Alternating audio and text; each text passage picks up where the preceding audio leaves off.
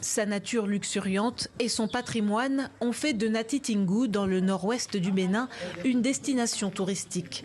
Pendant longtemps, Alphonse a gagné sa vie en y accueillant des voyageurs en quête d'authenticité. Mais aujourd'hui, ces derniers se font rares en raison de l'insécurité.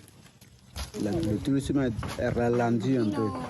Compte tenu, premièrement, on a entendu de Covid-19. Deuxièmement, on parle de dialyse. Je pense que c'est ce qui a ralenti tout ça là, qui n'a plus de tourisme, mais ils viennent à compte-gouttes. Et présentement, ce que je vois, moi j'entends la radio des dialyses, je n'ai jamais vu. Pourtant, selon un rapport de l'ONG ACLED, les attaques djihadistes contre des civils du nord du Bénin ont presque triplé en un an, passant de plus de 30 à près de 80. À 90 km de Nati Tingou, la mairie de Materi organise une distribution de fourneaux et de poêles pour éviter aux villageois de collecter du bois dans la forêt. Tâche devenue trop dangereuse, au dire de certains habitants. Le maire affirme, lui, que la situation est sous contrôle. Jour comme de nuit, les forces travaillent. Les populations aussi sont disponibles et collaborent. Donc, quand on parle de terrorisme, on parle de tout ceci, c'est notre position frontalière avec le Burkina et qui fait qu'aujourd'hui, on pense qu'on est exposé.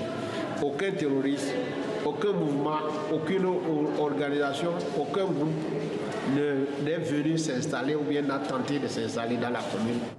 Tout en préservant son image, le gouvernement tente d'endiguer le problème en renforçant l'armée le long des frontières.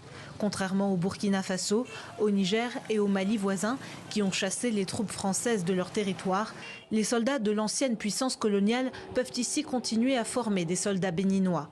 Une réponse sécuritaire, loin d'être suffisante pour cette experte. En plus de la réponse sécuritaire, il y a besoin d'une réponse sociale et économique, une réponse au développement. Et pour cela également, il est important d'instaurer la confiance et de travailler en étroite collaboration avec les communautés pour garantir que les djihadistes ne puissent pas s'implanter dans le pays.